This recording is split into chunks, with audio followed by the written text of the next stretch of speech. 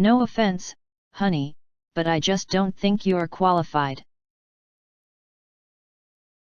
After seeing a bunch of similar threads, I thought I would post my own story that was shared by a coworker friend and her former manager. Back in my call center days, a frequent issue among our female techs, my team had about 5 to 9 on average out of about 200, was to get someone who would insist on being transferred to a male tech.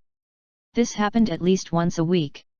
My friend, Valerie, got a customer who insisted that he speak with a man before even mentioning his problem, saying, "No offense, honey, but I just don't think you're qualified." If a customer ever requested to speak with another technician for whatever reason, the policy was to tell the customer to call back. When told this, the customer demanded to speak with a supervisor. So he did.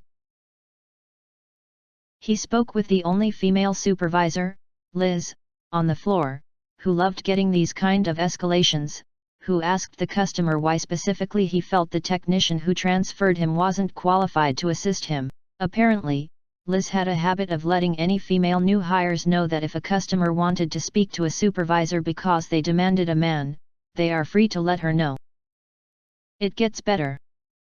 Liz had told me that normally these calls end with a very resigned and defeated customer being transferred back to a different, and female, tech to resolve this issue. But the customer that had escalated from Valerie refused to believe that another woman would be in any position of authority in our company and demanded to speak with Liz's boss. Liz told the customer that she was the final point of contact he was going to get, and if he didn't like it, he could call the corporate office. The customer assured Liz that he would do so and hung up. A week later, Liz finds out that the customer actually did call corporate to complain. However, unlike tech support, the customer interaction department of the corporate office was mostly women. When the VP of customer service got wind of this guy, she made sure that the few male members of her staff were suddenly unavailable to speak with him, and even spoke with the customer personally. Unfortunately, ignorance often knows no bounds, so the customer continued to call back and harass the staff, using choice language and vague threats, until he finally managed to speak with a man, a representative of the company's legal department, who let the customer know that all calls with him had been recorded, that they consider any future attempt to contact them to be harassment, and he can expect a cease and desist letter in the near future. Liz said it was the first time she had ever had the legal team follow up with anything she had did before. Now to the comments. We had to send a cease and desist to a customer for the first time in my 10 years of working with my company because he was purposely calling until he got a woman and then treated her like absolute shit on the phone during the entire call. He thought he could bully and demean his way into getting what he wanted, and when the agents said no, he would go ballistic. What was his issue, you ask? He demanded that we give him a PPP loan. My company does not service loans. We are strictly checking/savings accounts for college students. No matter how many different women told him this in many different ways, he'd still start screaming obscenities and calling them horrible names as soon as the words "I'm sorry sir but" escaped their lips. He even went so far as to figure out how to get to the voicemail of some of the female managers and left them long, ranting messages filled with "duck you. Duck you, you witch. Duck your ducking useless ducking company and your ducking useless job. I hope you ducking die, you useless ducking witch." Just 10 straight minutes of shit like that. WTF is wrong with some people? Not entirely related, but some people are just out there. I once worked at a small, local car dealership. Some guy ended up calling us instead of a phone sex hotline. We had a few toll-free numbers used for promotions so sales could track what advertising was successful. Once informed we are not a phone sex hotline and actually sell cars, he still tried to talk dirty. Ended up talking to our female office manager and still trying to talk dirty. He called back a few times before giving up. I used to work at a company that did 3 things. We ran a telemarketing center which was for hire by third-party companies. They'd do outbound calls for customer assurance. Basically, if you ordered something, they might call you and ask you if it was okay quality and you were happy. This was the bulk of our business and approximately 100% of our net income. We did consulting services about telemarketing. You could hire us and we'd help you set up your telemarketing center, including all the equipment, hiring the people, and writing the scripts to ask the things that mattered. This more or less broke even, but we were trying to grow it to become profitable. We bought and sold 800 numbers. When anyone thought of a good one, we'd try it, and if it was available the boss might buy it. We'd then have it hooked up to a random one of our phones.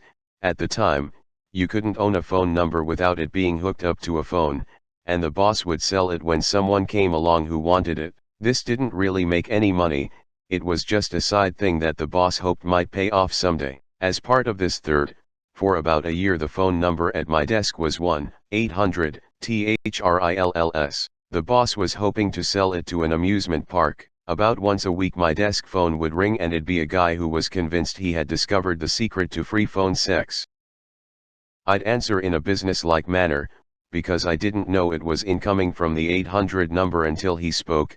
He'd ignore it and ask, "What are you wearing?" "I'm male," and almost everyone in the company was gay. I'd put on my best bass voice and answer, "Khakis and an Oxford shirt." "How about you?" He'd usually hang up then.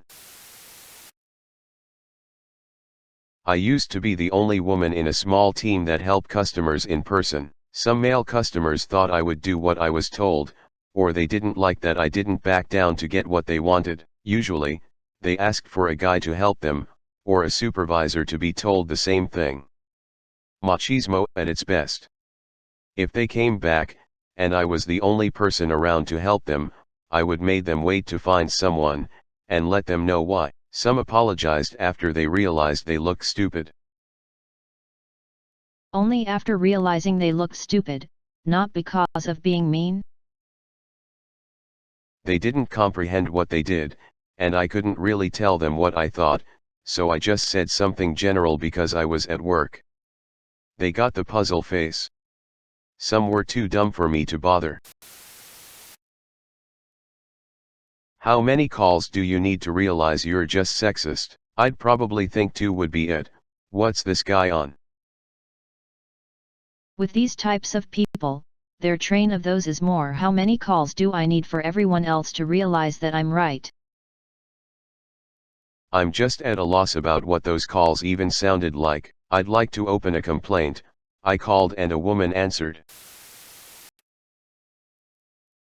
Stories of unfiltered misogyny always remind me of the time I worked in a music store in which I experienced male customers refusing to hand me their guitars for a rest ring even though all staff members are trained to do so whether they play the instrument or not, being told by customers that they couldn't believe that the store hired women and being amazed when I was able to find/advise them on musical items, customers refusing to talk to me and looking to speak to my male colleagues for quotes. Bonus points to one particular customer who wanted to speak to someone Irish even though I was born in the country but with foreign parents.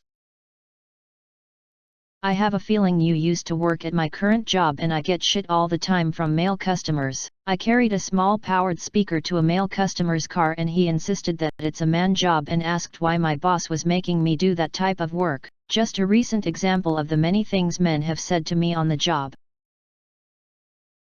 I used to work at a liquor store, and frequently did carry out for customers. Can't tell you the number of dudes who tried to refuse my help because it's too heavy for you honey. Like which, do you not see me hucking cases around doing restock? I managed a bookstore for a long time. I had a guy come in one day who wanted to return a book outside of the return window. He insisted a male manager told him he could return the book. We had no male managers. So, then he said he spoke to my district manager, which was unlikely, as their contact info wasn't available to customers. I told him she was a woman too. I said the next person up the food chain was the regional vice president, but she was also a woman. Thus, there was no way that he spoke to any men who were in any position of authority in or over my store. I've never seen a human face blue screen like that before. He could not comprehend a company where there were so many women in positions of authority. My trade when I was an apprentice was a woman and younger than I by a few years. Everyone, and I mean men, women, builders, and often even our own co-workers would come to me first.